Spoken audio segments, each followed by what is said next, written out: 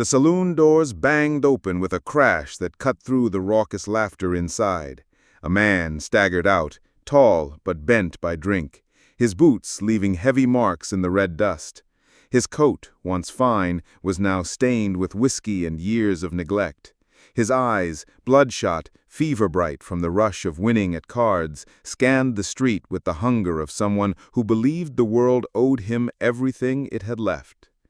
In his hands, he still clutched a fistful of bills and silver coins, his bounty from the tables. He walked with the swagger of victory, the ugly sort of swagger that made weaker men step aside and women avert their eyes. But the girl did not move.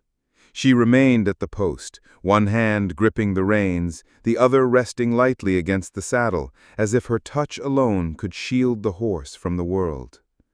The man saw her then, or rather, he saw the horse, muscular, sleek, the kind of animal gamblers and gunslingers alike dreamed of riding into the desert.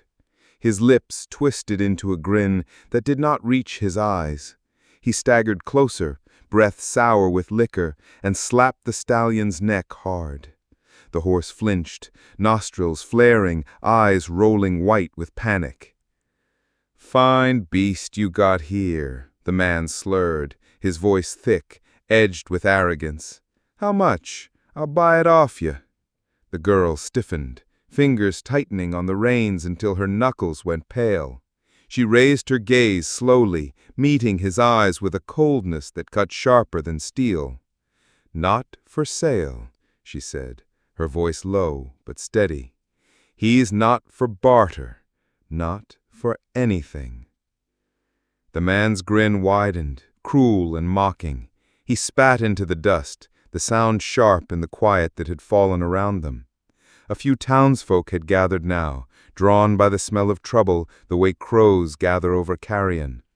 From the saloon doorway, card players leaned out to watch. Laughter trickled from their lips, hungry for spectacle. "In this town," he drawled, swaying on his feet, but never losing the menace in his voice, "everything has a price. Don't matter what it is, a gun, a drink, a life, even you." The words struck her like a blade, slicing through years of buried wounds.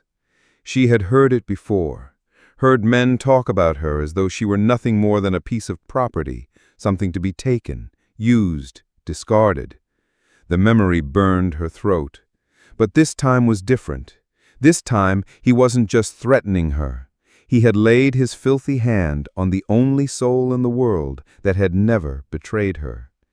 The stallion pawed the ground nervously, tossing its head as the man reached for the whip at his side. He chuckled, lifting it slowly, deliberately, savoring the cruelty of the moment. "If you won't sell, then maybe I'll just take him anyway, teach you what happens when you say no." The girl's breath caught. The air around her seemed to freeze, the colors of the world sharpening until every detail burned into her eyes.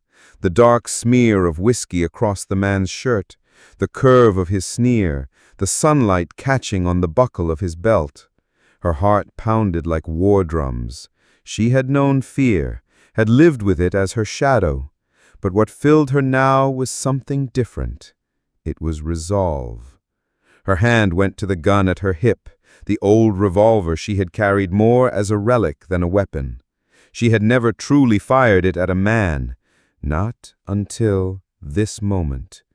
But as the whip rose in his hand, something inside her snapped. The world narrowed into the space between them. Her finger tightened, the metal cold beneath her grip. For a heartbeat, silence roared louder than any crowd. Then the gun exploded. The sound shattered the evening like thunder, echoing off the wooden facades of the town. The man's eyes widened in shock, his mouth twisting as if to speak, but no words came. He staggered backward, the whip falling uselessly from his hand. A bloom of red spread across his chest, bright against the dust-stained fabric. He crumpled to his knees, then collapsed face first into the dirt. The stallion reared with a scream, jerking against the rope, hooves striking sparks that the girl held tight, trembling, her breath ragged as the gun smoked in her hand. Her ears rang with the echo of the shot, her vision swimming. Around her, silence gripped the town. Men froze in doorways, women clutched their shawls, and every eye turned to the girl standing over the fallen body. For a long, impossible moment, nothing moved, as if the world itself had stopped to witness what she had done.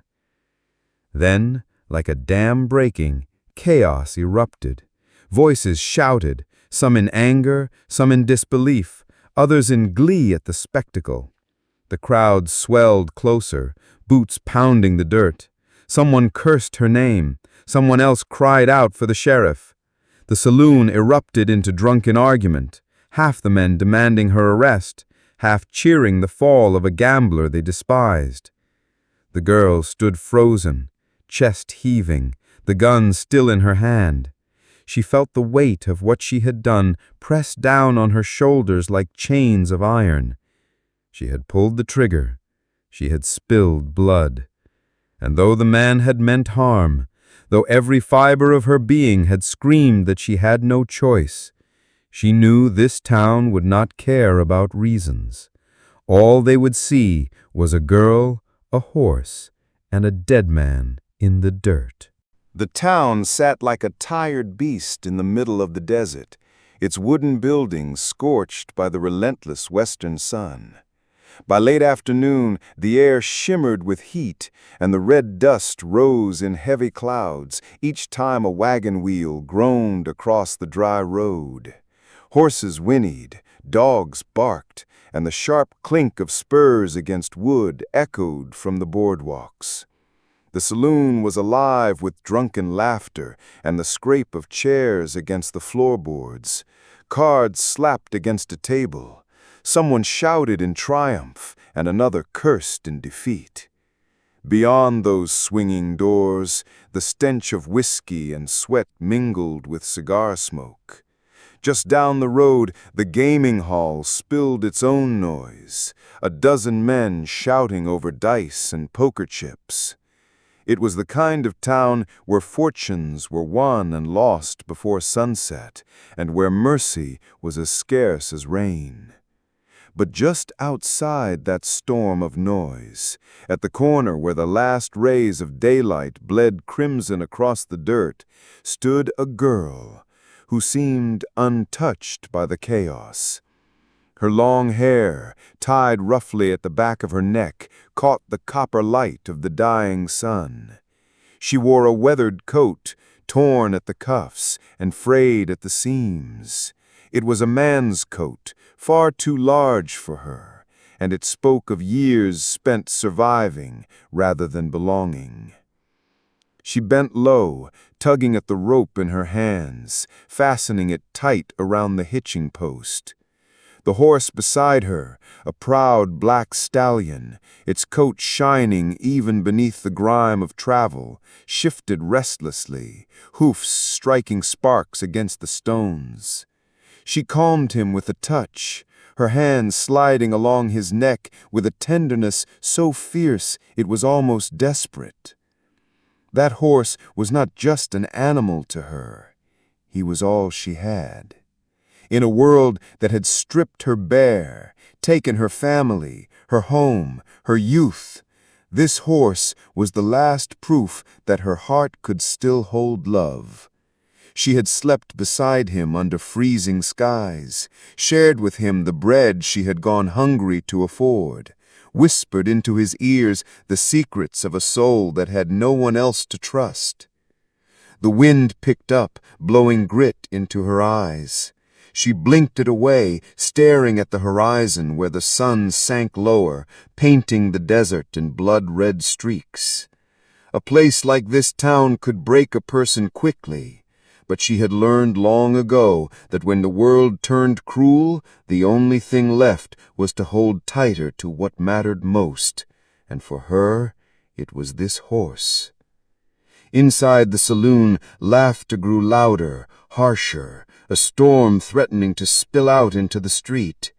But she stayed where she was, steadying the rope, steadying herself, whispering softly to the creature who was her only anchor. Out here in the dust and heat, a story was about to begin. A story of violence and mercy, of defiance and unexpected kindness. A story born from the simple truth that sometimes what you love is worth every risk, even the risk of your own life. The sheriff's voice cut through the clamor like the crack of a whip. "Enough!" A tall figure pushed through the crowd, his badge glinting in the fading light. His jaw was set like stone, his eyes sharp with the weariness of a man who had seen too much death already. He crouched beside the fallen man, pressing 2 fingers to the neck, though he hardly needed to. Blood pooled in the dirt, dark and final. The gambler was gone. The sheriff rose slowly, his gaze shifting to the girl. "Drop the gun," he said, his voice calm but carrying the weight of command. Her hand trembled. For a heartbeat she thought of lifting it again, of pointing it at the crowd that pressed closer, eyes hungry, whispers sharp as knives. But then her strength drained from her body. She let the revolver slip from her grasp. It fell into the dust with a soft thud, almost lost beneath the roar of voices. The sheriff nodded once, signaling 2 deputies to move in. They grabbed her by the arms, rough but not cruel, and pulled her away from the horse. The stallion screamed, jerking against the reins, but the sheriff himself stepped forward to steady the animal. "Easy, boy," he murmured, his hand firm on the bridle. Then his eyes flicked back to the girl, and for a fleeting instant there was something in them. Pity, perhaps, or understanding, but it was gone as quickly as it came. The crowd surged forward, a dozen voices shouting over one another. "Murderer!" someone spat. "She saved the horse!" another cried. "He had it coming! Hang her! Lock her up!" The girl was dragged through it all, her boots stumbling against the stones, her hair falling into her face. She did not speak, did not resist. Her mind reeled with the memory of the shot, the smell of gunpowder, the sight of him falling. Again and again her mind replayed it, each repetition cutting deeper until she could hardly breathe. They shoved her into the sheriff's office, slamming the door shut behind them, shutting out the roar of the mob. The room was dim, the only light from a lantern on the desk. The deputies forced her into a chair, shackling her wrists before stepping back. The sheriff set the revolver down on the desk, studying it as if it might tell him the truth she could not speak. At last he sighed. "You've done yourself no favors tonight," he said quietly. "That man had friends, rich ones. They'll want your head for this. Maybe you had reason, maybe you didn't. But out here, reason won't buy you mercy." She lifted her head, eyes burning, her voice cracked, hoarse but firm. "He was going to hurt my horse. He was going to take him." The sheriff's expression softened just barely. "I believe you," he admitted, "but the law doesn't always bend for belief." Outside, the mob howled, fists pounding on the wooden walls. The girl closed her eyes, her chest tight, the chains cold against her skin. She had protected the only soul she had left in the world, and for it she would hang. What she could not know, what none of them knew, was that in the crowd outside, a man was watching, a man whose coat bore the dust of long travel, whose eyes held the quiet power of wealth and the loneliness of loss, a man who would soon step forward, silver in hand, to rewrite the fate that had been sealed against her. Night fell heavy over the town, and with it came the silence of judgment. The saloon's laughter had died down into whispers carried on the wind, whispers that always seemed to circle back to her name, the girl with the gun, the fool who shot a man over a horse. The jail sat at the edge of the main street, its single lantern glowing weakly against the dark like a fading heartbeat. Inside, the air was damp with dust and iron. the scent of stale whiskey clinging to the walls from prisoners long gone. They had shoved her into the cell without ceremony, the clang of the iron door sealing her fate. She sank down onto the wooden bench, her body trembling, not from cold but from the hollowness that comes when every ounce of strength has already been spent. The revolver, her father's old gun, was gone now, resting on the sheriff's desk in the next room. All she had left was her horse, tied somewhere beyond her sight, perhaps already taken, perhaps waiting, stamping nervously at the ground. The girl drew her knees up, resting her forehead against them. The chains on her wrists had been removed, but the ghost of their weight remained. Her lips moved in a whisper meant only for herself. "They don't understand. He's not just a horse. He's my family. He's my home. The last piece of me that hasn't been stolen." Her voice cracked, dissolving into silence as tears burned her eyes. She clenched them shut, as if darkness could hide her pain from the world. Outside the narrow window, the sounds of the town drifted in, boots striking against boards, a drunken laugh. Then, clearer still, the mutter of men gathered nearby. "She's gone mad, pulled the trigger for a damned animal."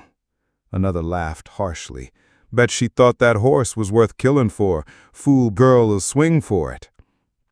Each word slipped through the bars, wrapping around her heart like barbed wire. The lantern light flickered, throwing shadows that stretched and shivered across the walls. The silence inside the cell pressed heavy, broken only by her ragged breaths. She had known loneliness before, but never like this. Never a loneliness so absolute that even hope seemed like a stranger. She thought of her horse again, the way he nuzzled her hand after long rides, the rhythm of his hooves beneath her when the world blurred past. He had been her only companion through deserts and storms, the only witness to her struggles and her defiance. Without him, she was nothing but a hollow shell. The door creaked then, and the sheriff stepped in, his boots heavy on the worn floorboards. He carried a set of papers under his arm, his face carved into lines of exhaustion. He studied her for a long moment, as though weighing what to say. Finally, his voice came dry and even. "Your bail's been set." He unfolded the paper, his eyes dropping to it before lifting again. $500. If you don't have it by morning, you'll face trial. And given who you shot, well, girl, I wouldn't put much faith in mercy. Her breath caught, the words striking harder than the iron bars. 500. She could barely scrape together 5. The number might as well have been 5,000 or 5,000,000. It was beyond her reach, as unreachable as the stars above. She opened her mouth, but no words came. Her throat burned, her chest ached. Finally, she managed a whisper, broken and trembling. I don't have anyone." The sheriff's eyes softened, if only for a moment. He looked down, then back at her. "I'm sorry," he said quietly. And for an instant, she thought she saw in him not just the lawman, but the man, the father, the weary soul who had carried his own burdens. But duty hardened his face again. He turned, walked back toward the door, and pulled it shut with a heavy thud. Darkness swallowed her once more. She curled tighter on the bench, rocking slightly, the way a child might to soothe herself. The chains in her mind grew heavier with each passing minute. Tomorrow was already coming. Tomorrow she would stand in front of a judge who would see only a girl, a gun, and a dead man. No one would care about a horse. No one would care about her. And in that moment, in the hollow belly of the night, she began to believe that maybe the whispers outside were right. Maybe She had gone mad. The hours dragged, slow and merciless, as the jail ticked with the rhythm of despair. Each minute felt like an eternity, marked by the groaning of the old building and the faint crackle of the lantern's flame. She could not tell whether she dozed or merely drifted into a waking dream, but when she stirred, the cold was sharper, the silence deeper. Somewhere outside, the church bell tolled midnight, each chime falling like a nail into the coffin of her hope. Her thoughts wandered to places she had tried to bury. A cabin long burned down, its ashes scattered by the wind. A mother whose voice she could no longer quite recall. A father who had handed her that revolver with trembling hands and said, "The world won't give you kindness, so you keep this close." She had hated him for those words, hated the way he had seemed to surrender to bitterness. And yet tonight, his prophecy had proven true. She pressed her palms to her eyes until stars burst against the darkness. In that fragile silence, she heard again the gambler's laughter, the sneer in his voice, the contempt that had dripped like poison from his lips. "Everything's got a price, even you." The words coiled around her, suffocating. She remembered the feel of the trigger, the recoil jolting through her arm, the way the world had gone quiet in the heartbeat before he fell. The door creaked again. She jerked upright, heart pounding, expecting the sheriff. But it wasn't him. It was one of the deputies, a younger man with tired eyes. He carried no papers, only a flask in his hand. He paused at the bars, studied her for a moment, and shook his head. "Damn shame. You don't look like a killer." She wanted to speak, wanted to tell him she wasn't, that she had only been trying to protect the one living creature that tethered her to this earth. But the words stuck.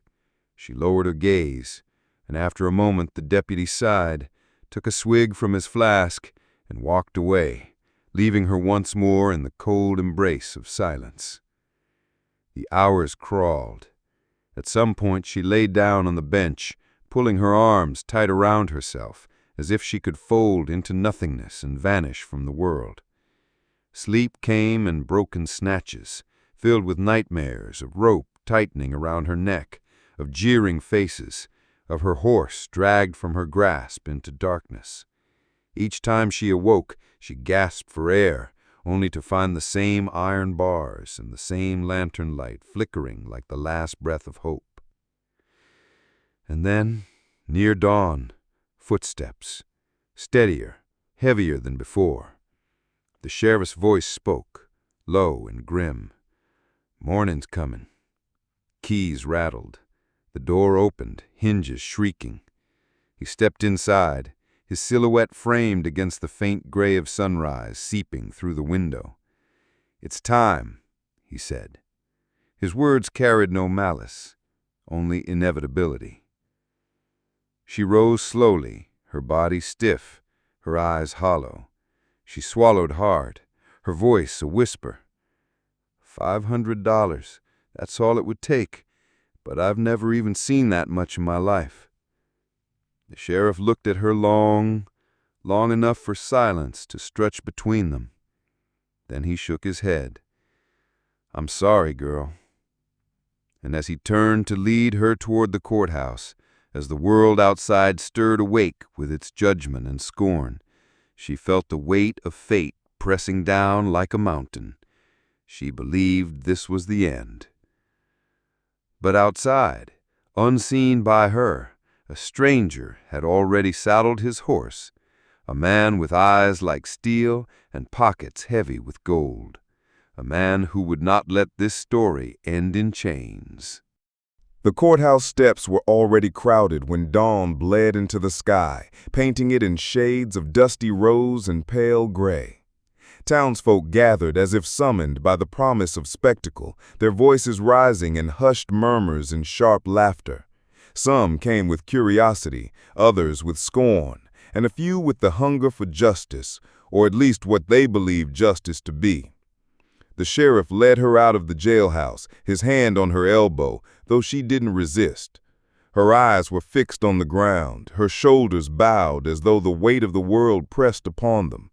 She could hear the words around her, each one a dagger. "That's her. Shot him cold. Crazy girl, all for a horse." The voices blended into a chorus of disdain, a song of condemnation. Somewhere, faint and trembling, she thought she heard a softer voice, a whisper of pity, but it was drowned beneath the tide of judgment. And then, among the faces, one figure stood apart. He did not jostle for position, nor shout with the crowd. He was a tall man, broad-shouldered, his hair streaked with silver, though his face bore the weathering of sun and wind rather than age alone. His black vest was worn but neat, his boots polished but scarred by years of use. His eyes, dark, steady, unreadable, watched not the crowd, not the sheriff, not even the girl. They rested only on the moment itself, as if he measured something unseen by others. When the sheriff halted before the courthouse doors, the man stepped forward. Silence fell, sudden and unnatural, as though the very air had paused. He reached into his coat and drew out a leather wallet thick with folded bills. Without flourish, without word, he held it out and let it fall heavy onto the sheriff's desk.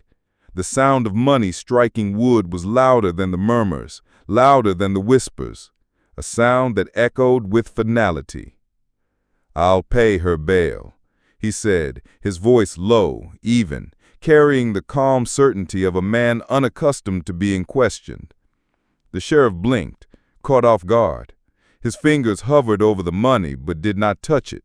You sure about that?" he asked, his voice uncertain. His gaze flicked to the crowd, to the girl, then back to the stranger. "She shot a man dead. Ain't no small thing. You really want to tie yourself to this?" The man's expression did not change. He only inclined his head, a gesture more solid than words. "She defended what was hers. I understand that." His tone carried no apology, no hesitation, only quiet conviction. The crowd erupted, gasps, mutters, shouts. "He's lost his mind. Why waste money on the likes of her? What's she to him?" The voices rolled like thunder, but the man stood unmoved, a mountain against the storm. And then the sheriff, after a long, tense silence, reached out and gathered the bills. He counted them quickly, his brow furrowing as the total became clear.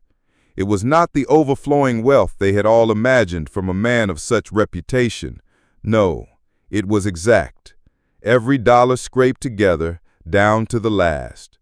For though the town whispered of his riches, of land stretching to the horizon and vaults heavy with gold, the truth was different. Investments gone sour, droughts that had stripped his fields bare, debts quietly paid for those who would never repay him, all had eaten away at his fortune. What remained was little more than what he carried now.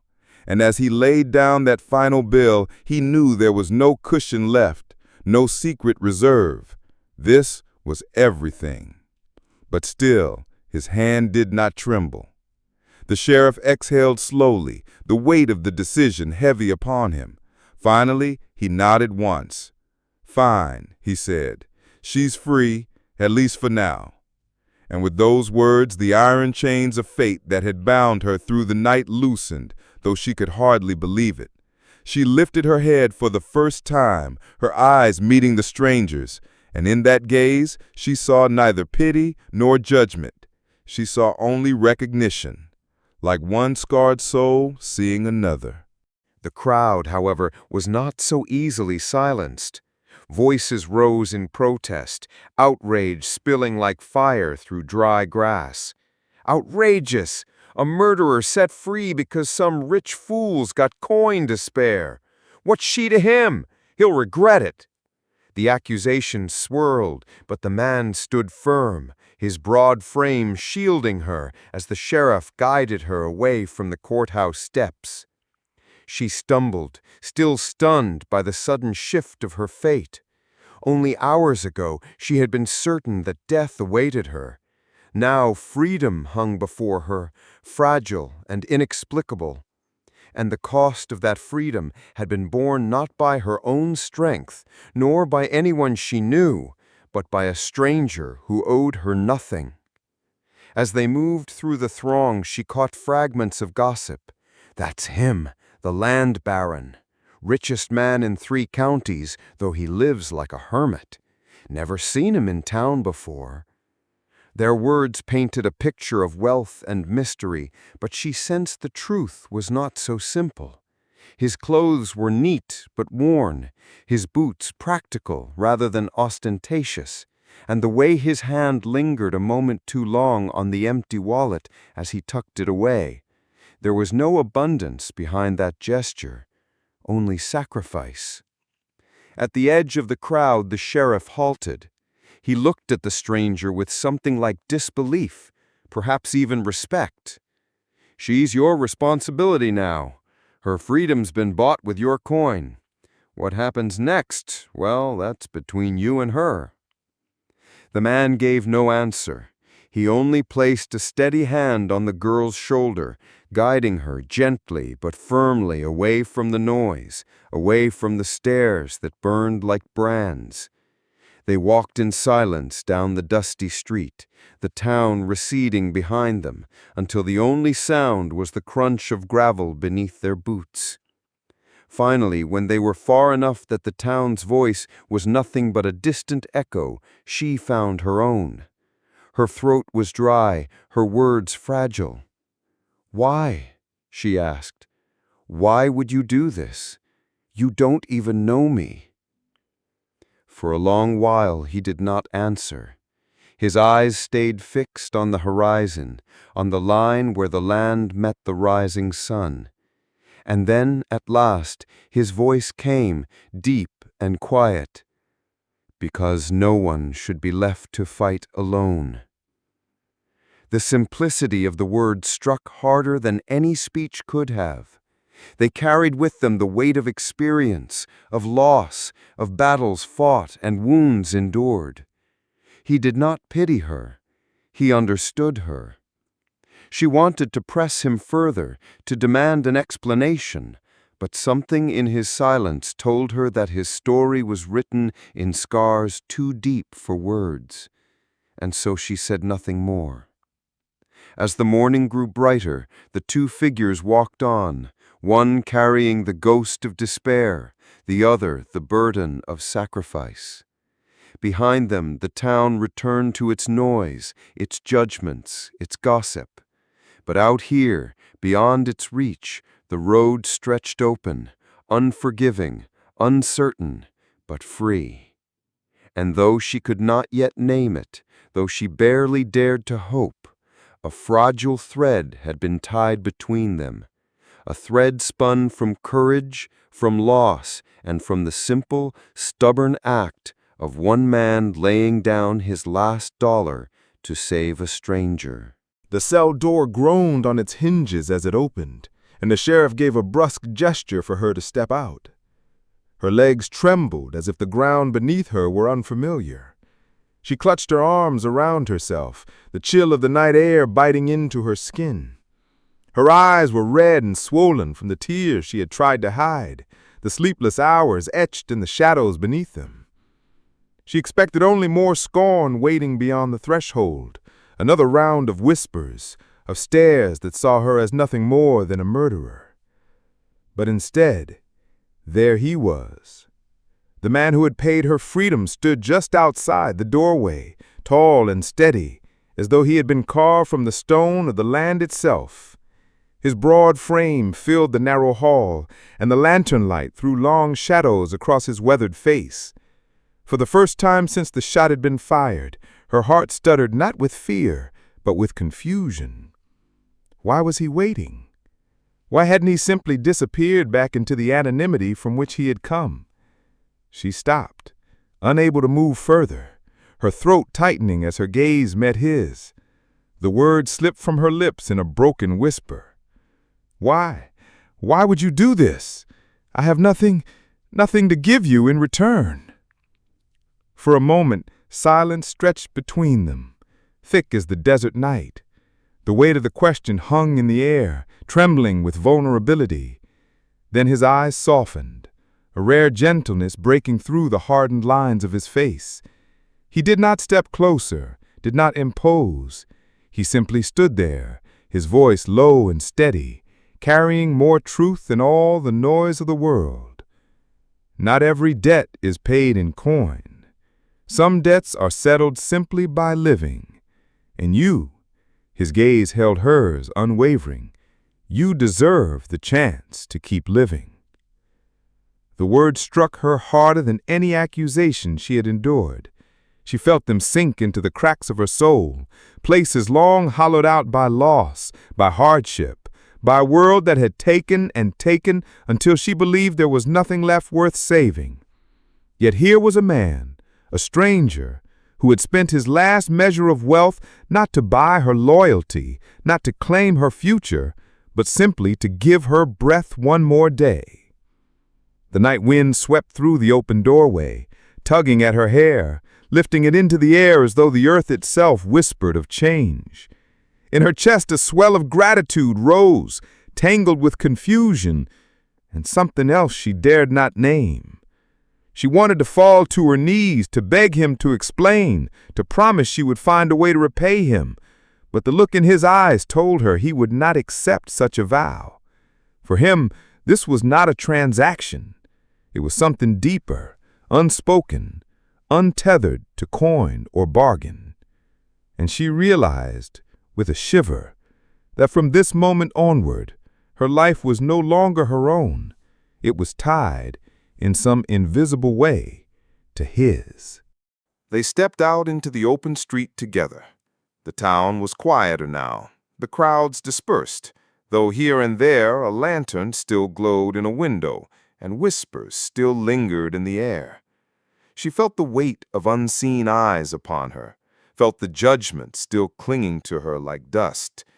But beside her, his presence was a shield, silent, immovable, enough to steady her trembling steps.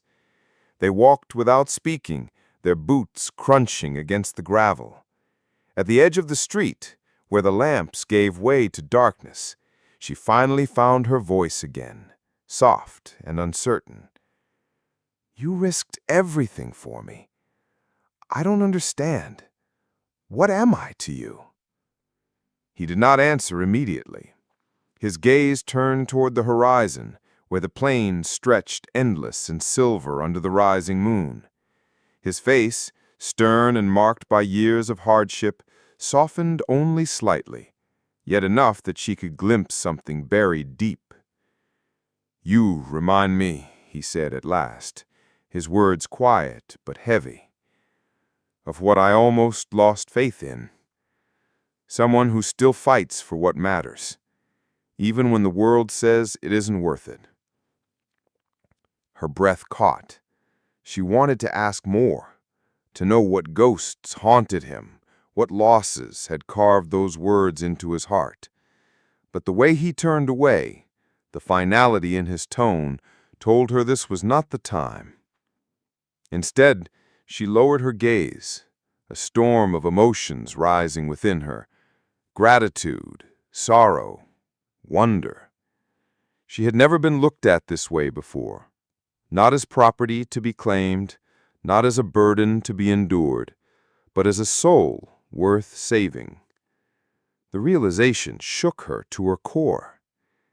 She whispered, almost to herself, "Then I promise I won't waste this chance. I don't know how yet, but I'll make it matter. I'll make your sacrifice matter." He glanced at her then, and though his expression hardly shifted, there was the faintest flicker in his eyes, a light, fragile and fleeting, but real.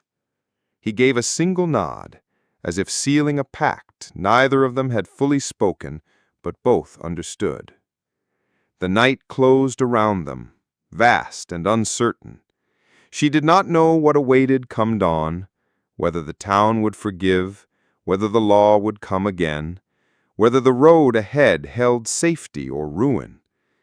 But as they walked into the shadows side by side, she knew one thing with a clarity that startled her. Her fate was no longer hers alone. It had entwined with his, irrevocably, through a choice neither of them could undo.